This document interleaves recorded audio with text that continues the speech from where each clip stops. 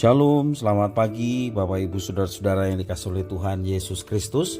Jumpa kembali bersama saya Pendeta Eka di dalam doa Sabtu pagi 16 Oktober 2021. Sukacita dan damai sejahtera dari Tuhan Yesus kiranya terus menyertai hidup kita yang pastinya mendatangkan kebahagiaan. Puji nama Tuhan.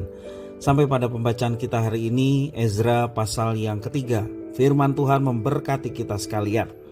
Dan sebelum kita merenungkan bagian pasal yang kita baca hari ini, mari kita berdoa. Tuhan Bapa di surga yang kami puja sembah dalam Yesus Kristus, kami bersyukur hari yang baru Tuhan percayakan pada kami, dan kami mau terus belajar firman Tuhan, Kau yang mampukan untuk kami dapat mengerti dan memahami apa yang kami baca dan renungkan.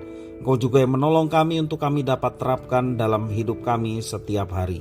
Terpujilah namamu Bapa, demi nama Tuhan Yesus kami berdoa. Haleluya, amin. Ezra pasal 3 ayat 1 sampai ke 6, demikian firman Tuhan. Ketika tiba bulan yang ketujuh setelah orang Israel menetap di kota-kotanya, maka serentak berkumpullah seluruh rakyat di Yerusalem. Maka mulailah Yesua bin Yozadak beserta saudara-saudaranya para imam itu dan Zerubabel bin Sealtiel beserta saudara-saudaranya membangun mezbah Allah Israel untuk mempersembahkan korban bakaran di atasnya, sesuai dengan yang ada tertulis dalam kitab Taurat Musa, abdi Allah. Mereka mendirikan mezbah itu di tempatnya semula, sungguh pun mereka ketakutan terhadap penduduk negeri, lalu mereka mempersembahkan di atasnya korban bakaran kepada Tuhan, korban bakaran waktu pagi dan waktu petang. Mereka juga mengadakan hari raya Pondok Daun sesuai dengan yang ada tertulis dan mempersembahkan korban bakaran hari demi hari menurut jumlah yang sesuai dengan peraturan, yakni setiap hari menurut yang ditetapkan untuk hari itu. Dan sejak itu diadakan korban bakaran yang tetap, juga korban bakaran pada bulan baru dan pada setiap hari raya yang kudus bagi Tuhan. Dan setiap kali orang mempersembahkan persembahan sukarela kepada Tuhan. Sejak hari pertama bulan yang ketujuh, mereka mulai mempersembahkan korban bakaran kepada Tuhan. Namun dasar bait suci Tuhan belum juga diletakkan. Bapak Ibu Saudara-saudara yang dikasihi oleh Tuhan, ketika tanggung jawab yang besar sedang menanti untuk dilakukan, seringkali kita menjadi bingung untuk menentukan mana yang lebih dahulu atau mana yang menjadi prioritas. Padahal memulai sesuatu yang baik merupakan tindakan yang penting. Biasanya banyak masalah timbul saat kita tidak memulainya dengan baik.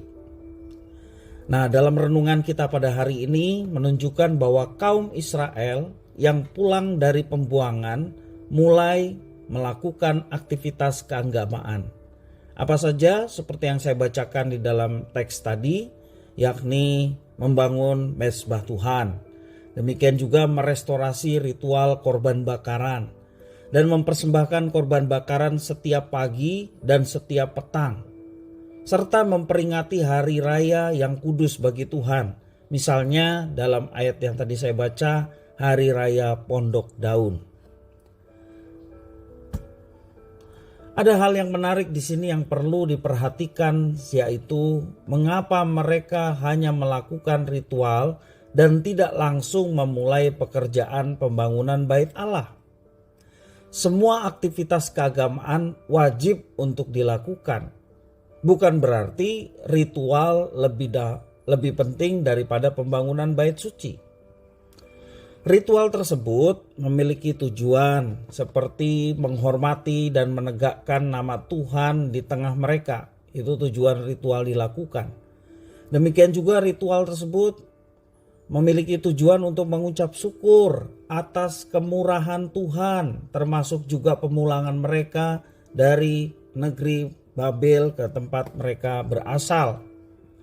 Demikian juga ritual ini mengandung arti mereka melakukan sebuah pengakuan dosa di hadapan Tuhan dan memohon pengampunan dari Tuhan. Semuanya itu dilakukan untuk menyucikan diri secara utuh sebelum memulai peletakan batu pertama untuk pembangunan bait suci. Ayat yang ketujuh mengatakan, lalu mereka memberikan uang kepada tukang batu dan tukang kayu, sedang kepada orang Sidon dan Tirus makanan dan minuman dan minyak, supaya orang-orang itu membawa kayu aras dari Libanon sampai ke laut dekat Yafo, seperti yang telah diizinkan kepada mereka oleh Kores, raja negeri Persia. Nah, Bapak Ibu Saudara-saudara yang dikasihi oleh Tuhan, dikatakan mereka sedang mengumpulkan dana untuk mencukupi segala bahan material yang dibutuhkan untuk pembangunan bait suci tersebut. Ayat yang 10 sampai yang ke-13 saya bacakan. Pada waktu dasar bait suci diletakkan oleh tukang-tukang bangunan, maka tampillah para imam dengan memakai pakaian jabatan dan membawa nafiri, dan orang-orang Lewi Bani Asaf dengan membawa ceracap untuk memuji-muji Tuhan menurut petunjuk Daud Raja Israel. Secara berbalas-balasan mereka menyanyikan bagi Tuhan nyanyian pujian dan syukur, sebab Ia baik, bahwasanya untuk selama-lamanya kasih setianya kepada Israel, dan seluruh umat bersorak-sorai dengan nyaring sambil memuji-muji Tuhan oleh karena dasar rumah Tuhan telah diletakkan. Tetapi banyak di antara para imam, orang-orang Lewi dan kepala-kepala kaum keluarga, orang tua-tua yang pernah melihat rumah yang dahulu menangis dengan suara nyaring ketika perletakan dasar rumah ini dilakukan di depan mata mereka. Sedang banyak orang bersorak-sorai dengan suara nyaring karena kegirangan. Ayat 13, orang tidak dapat lagi membedakan mana bunyi sorak-sorai kegirangan dan mana bunyi tangis rakyat, karena rakyat bersorak-sorai dengan suara yang nyaring sehingga bunyinya kedengaran sampai jauh. Setelah bahan material tercukupi, maka pada tahun kedua dan bulan kedua dimulailah ritual peletakan batu pertama untuk pembangunan bait suci. Nyanyian pujian, sorak-sorai, dan tangisan haru serta kegirangan yang memenuhi acara tersebut seolah-olah turut bergema sampai ke tempat yang jauh. Bapak Ibu Saudara-saudara yang dikasihi oleh Tuhan, perenungan firman Tuhan pada hari ini mengajarkan kepada kita bahwa permulaan yang baik tidak menjamin akan selesai dengan baik pula jika tidak disertai dengan keseriusan dan ketulusan hati.